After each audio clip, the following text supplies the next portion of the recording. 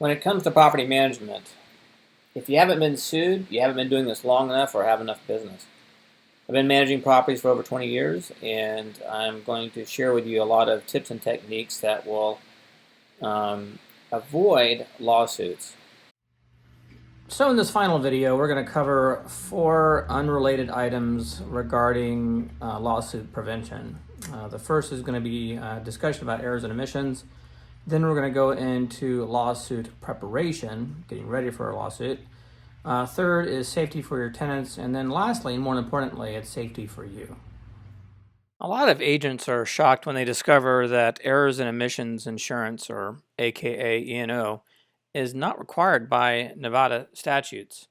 A lot of brokers buy it simply because it's a legacy of what they've been told. There's a couple of reasons why I don't have errors in insurance, and I'll go through those 3 reasons with you briefly. Number 1 is the burden of negligence is very gray. The very idea, or the name title, is misleading. You have to prove to the insurance agency that your error or omission was not a deliberate or an illegal act. If it was deliberate or illegal, then they're not going to cover you. My second objection is they don't protect you from the biggest gorilla out there, and that's the real estate division. Errors and omissions does not cover you against a real estate complaint. If you get a love letter from the real estate division, calling the E&O insurance is not going to help you at all. And then lastly, over the years I've been managing properties, I have never met an agent or broker who was protected from a lawsuit with errors and omissions until 2 classes ago. And when I quizzed the broker about the event where errors and omissions kicked in, I asked her if she was additionally insured on that particular property that involved that lawsuit. Turns out that she wasn't. Had she been additionally insured, errors and omissions would not have been required. Frankly, I think errors and omissions is a scam. E&O insurance makes you a target for a lawsuit. Every single time a high-priced lawyer hits on me, they ask for my E&O insurance contact information. I love their reaction when I tell them I don't have any. They also discover soon that I don't own anything but the clothes I'm wearing and my beat-up Honda with 120,000 miles on it. Good luck.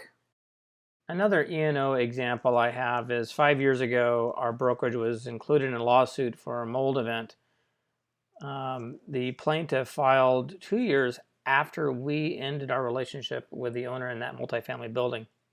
We were still included in that lawsuit. The other brokerage had an E&O and did not insist in the defense. So the other broker did not receive any money from E&O. And since the other broker was not additionally insured, we were on the hook. The other broker and I ended up settling for $2,000 each. So that was another E&O $2,000 lesson. So when it comes to litigation, lawsuit preparation is key to your defense and not getting sued. It's best that you don't own anything. You want all your personal assets buried in a trust or LLC. If an attorney is working on contingency, they're less likely to pursue you because there's nothing to liquidate. The best castle defense is one where the living trust owns each LLC, and each LLC owns property or business. When tenants become hostile and have a reason to hire an attorney, attorneys will first look for the ownership of record. If you don't own anything or the attorney cannot see your other assets, they are not likely to take the case because compensation is not likely. If you're a broker, this is super important. Be sure that your brokerage is a subset LLC under a trust. Tenants think you're a fat target, so be sure your assets are as far removed as possible. So when you smell a lawsuit coming, take a few minutes or 30 minutes to put together a timeline along with some PDF files with all your emails, photos, and text messages. These lawsuits can last several years. I'm in one right now that started in 2015, and there's no one in sight.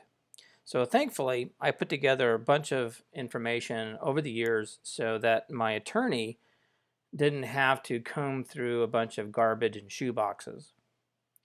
So when I ever get a hostile tenant who threatens to sue me, I start collecting all my evidence right away, and I put it in Dropbox, or you can put it in Google Docs or whatever storage, cloud storage that you have.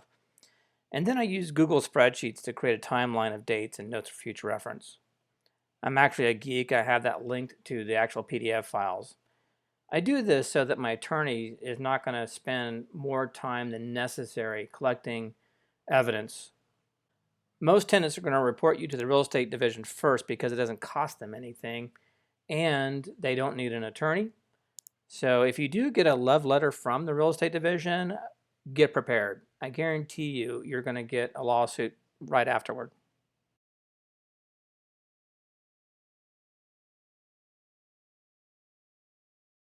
Oh my God. Place is going up in smoke, and there's people trapped in here. Yeah, people are jumping out the third and the second floor. This lady's pregnant. I think she hit her head bad. Get everyone away from the building. Complex where a year ago today, 6 people perished inside this building. It's not far from the Fremont Street experience, and 911 went out around 4 o'clock in the morning. People were begging dispatch to send help. Fire crews arrived to find heavy smoke coming from the building. Multiple people could be seen hanging from the windows on the second floor. A possible broken back. Fire crews say the blaze started from a first-floor apartment that was using a stove to keep warm because the building didn't have any heat at the time. Temperatures that the owners of the building are facing criminal charges, and they include 6 counts of manslaughter, 15 counts of neglect of duty, resulting in substantial bodily harm. Orozco Garcia owned the Alpine Motel, and he's now charged with involuntary manslaughter for the fire. No property is worth dying over or getting injured, and that particular case has not been completed yet, but I guarantee you the owner and the property manager will be doing some time. And it's really tragic. It was unnecessary. And they were super careless. They had security bars that didn't release. They had exits that were blocked. And that kind of stuff was what caused those people to die. So those little $15 devices called smoke alarms could have prevented the deaths of those 6 folks. If they had functioned properly, they would have had plenty of time to get out of the property, even though it had a lot of egress issues. If you manage multifamily, this is a constant battle.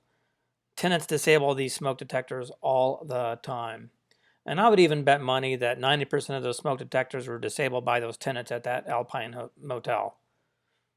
But because the owner did not frequently do inspections or didn't insist that a custodian do inspections, those smoke detectors were probably disabled for years.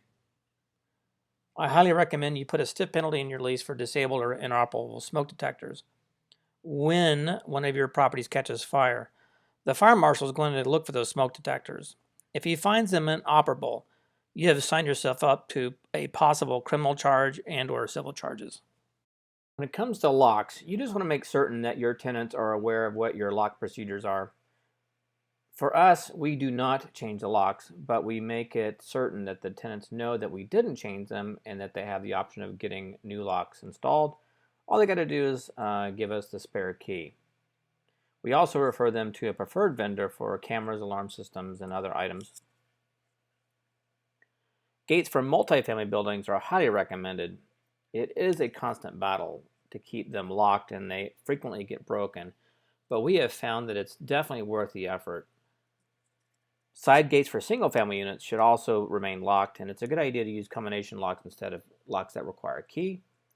I keep a dozen of these cheap locks in my car for move-outs because a lot of times they will remove the lock or it breaks or something like that. So whenever I have to find a gate that's unlocked, I just slap one of these bad boys on it and I'm good to go.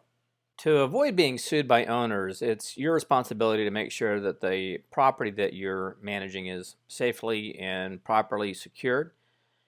And there are a lot of opportunities for vandals here, and especially Las Vegas, for either squatting or damage or stealing appliances and so on. So here are some tips for you that can mitigate vandalism. Electronic lock boxes. Make sure you hide that lock box on a gas main or somewhere other than the front door. I like to put a radio in the garage, and it's loud enough to be heard from the sidewalk.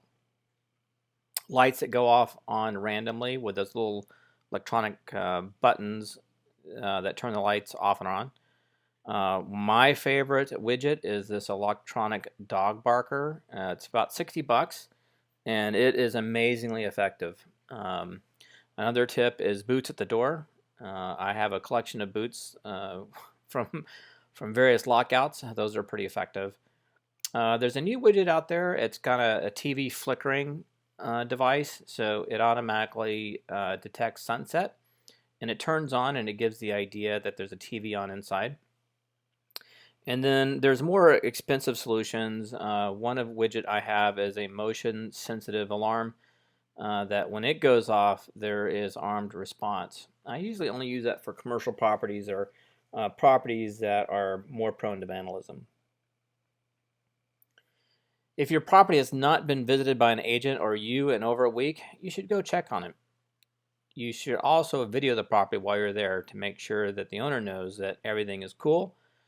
This proves to them that you take care of the property, and if something were to occur after your visit, you have proven that you did your job on checking on the property. I've said it before, no property is worth dying over or getting injured over. A property can't be managed properly if you're dead or injured. So let's go over some safety in you. The number one defense you have is respect for others. There are a whole lot of classes on the subject of safety, but here are the essentials. You're more likely to get injured by carrying a weapon. If you're in danger, get out of there. Mace is the most lethal thing you should have on you, and never, ever, ever threaten anyone. Here's an article in the Review Journal about a cute little gal who was a landlord who threatened her tenant with a knife. He ended up ditching her body in the desert after she tried to evict him. Bad idea. Never, ever threaten people with a weapon, or you're going to end up buried in the desert. So in this next video, I'm going to demonstrate an actual encounter with a crackhead in an abandoned multifamily unit. And it's going to show you or demonstrate I walk the talk. Hey, you're gonna be arrested! Why are you going upstairs? I'm the real estate agent. Why are you going upstairs? I'm the real estate agent. I don't give a damn what you're a motherfucker. You got no ID. You lied to me. You should have run on 7. You're not there. You get off the property or call the police. Actually, I'd prefer that you do. I'll kick your ass, bitch. Oh, my police charge you. Okay. You lied to me. Well, how did I lie? Where's the girl? Where's the girl? You're lying. Where's the girl? She left. Oh, should I? Yeah. Don't lie to me. I'm the property manager. The owner has hired me to take a look at this place. I'll be right down. I've been obtaining the security. Don't lie to me. You said you're going in at 7. I went at 7. He's like, I'm saying. Mike's not there. Where's Mike? He's at home right now. He's right there now. Yes, he is. You finna get your ass whooped. I don't trust you. Can I see my ID? I just make it safe. I don't for have. all of us. I'll give you my card. All right. Jim. Yes, sir. Hello. Hello. He lied to me. It's all good. I'm not going to jail again. Where'd the girl go, Jim? She left. She felt really nervous. Blue. Oh, so this is a dangerous place, man. I agree. It's very dangerous. I've been sports books big time. I win a lot of money. Yeah. I can't wait to move out of here. See, I like the people. Yeah. She fired the other people that were cleaning up. Yeah. But I like those college kids. Yeah. I told her, don't fire them, and she fired them anyway. Well, that's not good. I told her, do not fire them. How long have you lived here, Blue? 2 years. No, what you did was so foul because I treat everybody the same. Now, this is the one I like. That's why I live there. Oh, okay. But they really cleaned. This motherfucker was a mess. This motherfucker was a mess. Fair enough. This one, no. It was really bad. I believe you. They moved all the furniture, that black chair is mine. Yeah. But it's nice. Yeah. I like it. All right, hey Blue, I appreciate your time, buddy. We'll see you around, okay? All right. It's not safe, man. It's dangerous around here, man. I'm picking up what you're laying down. My name is Gary Rucker. My name is Blue. All right, Blue. Thanks for Don't lie to me again. thanks for your time, buddy. Don't lie to me again.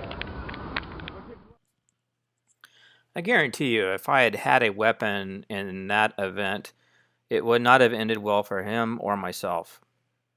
There was no reason for anyone to get killed or injured over property. Hi, Jim here with another video. Actually, this is going to be one of 3 videos that pertain to safety, and this can apply to anyone that either manages properties or real estate agents, or if you're in a mall in a bathroom or an alley in a third world country. I'm going to cover 3 things that could possibly save your life. And a frequent question I get is whether or not I carry a concealed weapon. And I know this kind of sounds kind of crazy, but I don't, despite some really dicey situations you've possibly seen me in. And you'll be able to see an example of these 3 principles in a video that I did a couple years ago. It was a real interaction with a crackhead named Blue. So if you go to my channel and type in crackhead, you'll get to see that. So you'll see those 3 principles in action. I live by it. And the cool thing about these principles is you have them with you at all times. They're in between your ears. So let's go over those 3 things. The first of those 3 is intuition. And by the way, ladies, you have a less, women are a lot more sensitive to people that can potentially be dangerous. And so pay attention to this. This intuition is innate in everyone. Some people just don't listen to it. So the number 1 safety rule is, if it doesn't feel right, get out of Dodge. You can always deal with that problem again. It's another time and date. And there is no property worth dying over or getting hurt over. So rule number 1, follow your intuition. Hi, Jim here with the second video of a 3-part series covering safety, and these tips and techniques will possibly save your life someday. And so let's get down to it. The first one we covered was intuition, and the second thing that we need to understand is fear. And fear is very healthy. It is to be respected, but is also to be controlled. And predators use fear as their main tool to manipulate others. And predators, as you may be aware, don't want to get hurt or injured.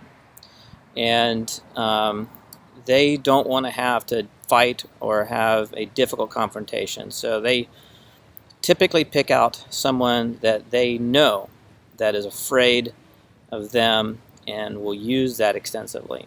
And so the way to combat fear is a little bit challenging for most, and it can help you if you actually practice a little bit of this.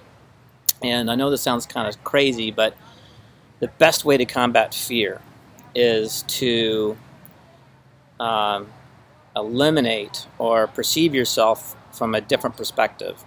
Some people call it looking in, or another way to interpret would be to imagine yourself on a play. So imagine yourself on a stage or in a movie, and you're the audience looking at you and this potential predator. And when you do that, when you step outside of your body and you perceive yourself as just another actor in this role of life, then the element of fear somewhat goes away, because any potential harm is going to happen to that actor, not you. I know it sounds kind of a reach, but if you practice this occasionally when you feel nervous or you feel like you're being threatened, it actually works. And my favorite thing to do is I like to imagine my character, or me, as a famous actor, and my favorite is Bill Murray. What would Bill Murray do? So typically, am I in a situation what's dangerous, I imagine myself as Bill Murray, and I just smile and run with the play. So in the video that you will see with the crackhead, I just imagined myself being someone else, and I wasn't afraid. And the predator picked up on that, and it was no longer a weapon that he could use. And this is a very powerful tool that you can have with you at all times. This tool is in you. It's in between your ears. So that's video number 2, and stand by for video number 3. Hi, Jim here with the third video of 3, and highly encourage you to watch my video of Blue the Crackhead by typing in crackhead on my channel, and you're going to see all of these 3 concepts in practical use, and it could potentially save your life someday. So the third principle, which I think a lot of people overlook, and especially property managers, is respect. And the number one thing that could potentially get you injured, and in life is just a principle in general, is to treat everyone with respect, regardless of their circumstance, or regardless of their sobriety, or regardless of what they've done in the past or are going to do. So super important that when you meet people that you treat them with respect. Disrespect can get you injured and can potentially get you killed, and doesn't cost you anything. So tip number 3, always treat people with respect. So before we summarize all the videos in our last segment of the videos, I'd like to kind of discuss a perception issue. And I want to remind everyone you can be sued for any reason. Even if you do everything right, you can be sued. The more money you are perceived to have, the more likely you're going to get sued. More exposure increases your chances of getting sued. So on your Facebook, if you're driving around in a Maserati, living in a bling bling home, and you're rubbing it in the faces of your owners or your tenants or your vendors, they're going to sue you. Owners can sue you if you make all the wrong decisions in hiring a vendor or a naughty tenant. Vendors can sue you for unpaid services. Tenants can sue you for a variety of reasons, and the most evil, of course, is your slip and fall. At the end of the day, you need to treat everyone with respect and appear as humble and broke as possible while being professional.